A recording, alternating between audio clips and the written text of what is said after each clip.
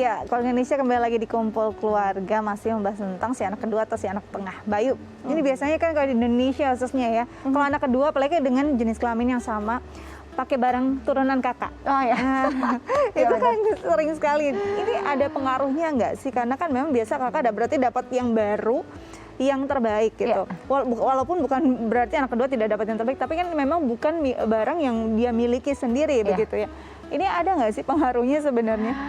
Bagi sebagian anak yang kemudian cukup peka, kemudian orang tua juga penyampaiannya kurang tepat, itu kurang lebih bisa berpengaruh gitu.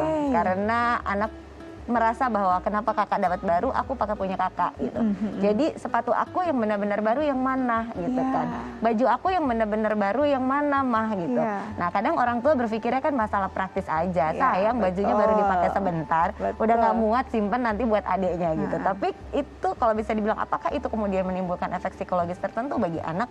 Bisa jadi iya kemudian. Anak merasa bahwa oh iya saya pakai apa yang kakak pakai ke saya. Sehingga itu kemudian ketika itu melekat di diri anak, tentunya akan menimbulkan perasaan yang berbeda di anak tersebut gitu lah, di si anak kedua ini gitu. Nah menarik membahas tentang si anak kedua ini, kalau kemudian dia punya adik, itu kan kemudian dia berada dalam posisi yang terjepit di tengah gitu ya. Sandwich gitu di tengah ya.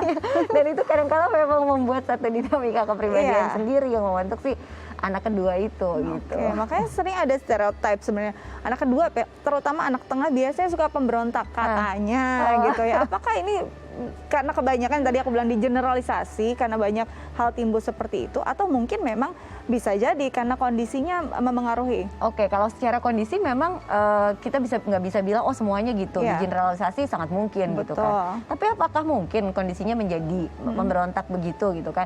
Setting situasinya sekarang gini, dia berada dalam situasi di mana dia dari lahir sudah harus berbagi dengan kakak, dan kemudian nggak lama kemudian dia harus membagi lagi juga dengan adik. Di satu posisi dia harus berada dalam posisi yang look up kakaknya atau menghormati kakak. Di satu sisi dia berada dalam posisi yang dia harus mengasihi adiknya. Jadi bayangkan ada individu yang kemudian perannya dari sejak kecil itu sudah ditanamkan yang seperti itu gitu kan. Nah kalau kemudian orang tuanya kurang tepat dalam men-treatment hal tersebut, itu seringkali akhirnya ya muncul problem-problem terkait dengan pola asuh dengan si anak kedua ini gitu kan. Ada yang mungkin munculnya oh ya sering memberontak karena kalau diomongin sulit, atau sebenarnya harus dicari rootnya. Kenapa sih jadi demikian sulit dia untuk diajak berdiskusi dan berkomunikasi. Nah makanya orang tua penting banget untuk kemudian menerapkan pola asuh yang tepat untuk membuat si anak kedua nggak merasa seperti itu. Gitu. Oke, itu dia berarti tadi betul sekali bahwa memang harus punya quality time mau dari anak pertama, kedua, ketiga, karena mereka benar-benar harus merasa penuh terhadap kasih sayang orang tuanya, begitu ya Mbak ya?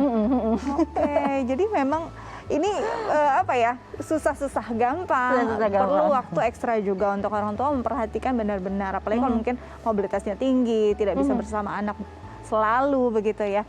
Nah kalau untuk anak kedua sendiri, apakah benar juga kalau mitosnya nih katanya lebih suka punya style hidup sendiri? Karena kalau misalnya lihat tentang tanggung jawab terbesar, dia berpikir oh ada kakak pertama, untuk yang paling dijaga ada adik yang terakhir gitu ya. Apakah ini juga benar Mbak Ayu? Apa cuma mitos atau memang tadi balik lagi pada kemungkinan memang terjadi karena situasi tertentu? Iya, kemungkinan terjadi karena situasinya memungkinkan dia untuk itu gitu kan. Sehingga kalau dia melihat oh tanggung jawab ada kakak yang sudah merapihkan dan bereskan semua tanggung jawabnya dan menjadi, kalau kakak itu kan figurnya contoh ya.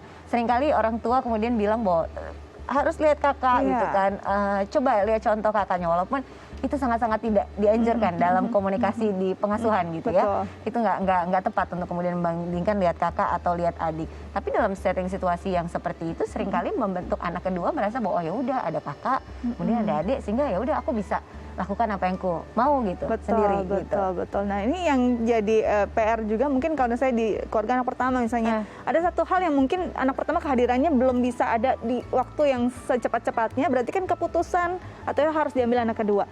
Bagaimana si anak kedua ini bisa dibentuk untuk bisa siap juga saat dia harus jadi orang yang paling menentukan. Itu menarik banget pertanyaannya. Gimana supaya si anak kedua juga memiliki kualitas gitu kan, yang memang tanggung jawabnya besar gitu kan, kemudian juga seperti yang Dika tadi bilang gitu, bisa hadir dan mampu untuk kemudian kalau anak pertama nggak hadir, anak keduanya bisa take over itu gitu. Nah itu dimulai dari bagaimana orang tua kemudian men-treat si anak kedua ini gitu loh. Jadi diberikan kepercayaan yang sama, diberikan tanggung jawab yang sama, kemudian orang tua juga tidak membedakan antara oh kalau anak pertama dia pasti lebih bisa, anak kedua nantilah ada kakaknya. Kadang-kadang suka orang tua tuh merasa ragu gitu dengan kemampuan si anak kedua ini. Nah, itu sebetulnya harus dihilangkan untuk nggak merasa ragu lagi gitu. Sehingga anak pertama pun punya, anak kedua pun punya kesempatan yang sama untuk belajar, termasuk juga belajar mengambil keputusan seperti anak pertama tadi. Nah itu dia, berikan kesempatan, berikan kepercayaan agar anak dua juga bisa jadi anak yang benar-benar bisa berarti untuk keluarganya gitu ya, benar-benar penuh untuk keluarga. Mbak Ayu terima kasih banyak.